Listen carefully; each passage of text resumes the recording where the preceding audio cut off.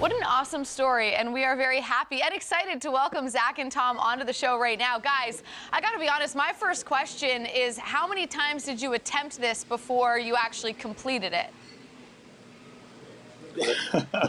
Cumulatively, over the 2 videos that we did, 100 times.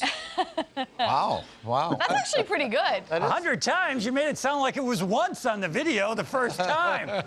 We giving away secrets? Fake news, Lotzie. Fake news.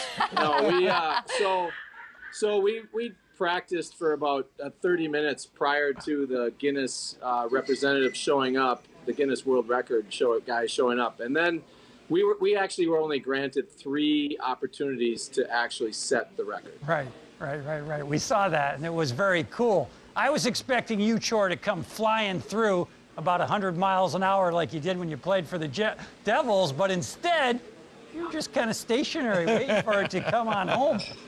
Well, yeah, back in the day, I probably could have chased it down and skated alongside with it, but those days are over. I got a bad knee and a bad hip, so I was more than happy to just receive the pass as it kind of trottled into my blade. So how are the conditions? Were they good enough? Could you have better conditions for something like this? Yeah, it was natural ice, so I think you can always have better conditions, but we were kind of in search of some decent ice or good enough ice, and it served its purpose well. Yeah, I thought it was really good. I grew up living near this Lake of the Isles, and I loved it when the ice froze and there was no snow, and so I went over my childhood, and I've had chances to skate on it, and I thought it was about as good as you could get, just natural conditions, and the snow hadn't fallen yet, and so there was little patches of flurries here and there, but for the most part, it was about as good as you can get naturally. Well, I'm curious to know why you guys wanted to set this particular record. I mean, what was it about it? Just to kind of get in the Guinness Book of World Records?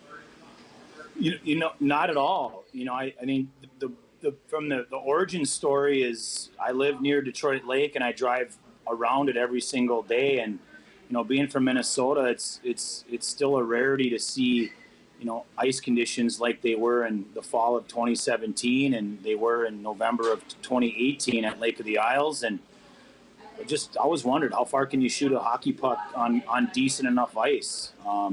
But come on, we ended up calling Guinness and kind of finding out, is there a record? And there wasn't one. Right. So I think, to be fair, it started to be kind of a bucket list type thing, and it was something that we probably knew that we weren't going to be the only one to ever do it, and we actually are hoping that other people will go out and try it, because I'd love to see how far someone else could send a puck. We got it over 3 football fields, and which we felt pretty good about. And the bigger challenge actually for the next people to do it, and maybe it's maybe there's different categories of kids that could do it. They could 12 to 15 to 20 or adults, but it's hard to find 300 yards of ice that's open and smooth. And so that's kind of the challenge. But yeah, it's kind of a bucket list thing. I think it's fun to say we're in the Guinness Book of World Records for right now, and we're in as the first ones to do this.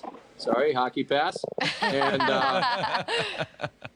we've actually looked at doing some other things too. We did the longest hockey goal, which has unofficially been done, but we haven't really submitted it. But yeah, there's a lot of things people could do, and we want them to. We're hopefully inspiring them to try and go out and set some Guinness Book of World Records that are around the game of hockey. What's funny is I'm so glad you guys are on, because I have actually had that thought too about how far a puck would go on ice. So I'm glad I'm not the only crazy person in the world. I have friends now. I want to know this: 900 feet. Can we get to 1,000 feet? Well, that's the big that's the big question. When we first started this thing out back in 2017, I thought 500 feet was a long ways, and so that's it. We to Tom's point, we don't want to be the last ones, and we won't be the last ones. We wanted to be the first ones. So that's a challenge to everyone out there. Whether you're a ex-Stanley Cup champion, you're a guy like me who played, Division 3.5. I mean, if I can do it, you can do it. And so let's get some people out there to challenge the record.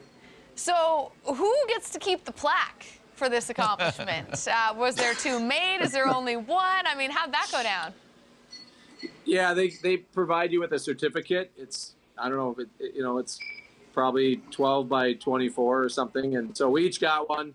It's pretty cool. It lists where we were when the pass went down and the lake we were on and the date and all that. And we have a video that we actually had produced. We had Sasquatch Productions, a local group of kids that have a pretty high-end production company, was part of the process. We had a surveyor who was an official surveyor that we paid. We had some officials that were there to witness it.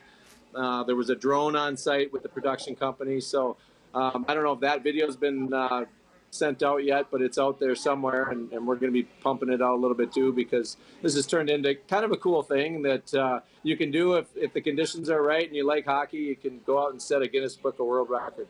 Well, it sounds like you guys had an absolute blast doing it, and I have a feeling there's going to be more first Guinness Book of World Records that you're going to set. Thanks for doing this. We appreciate it. Enjoy the rest of your day. Thanks, guys. Thank you, guys.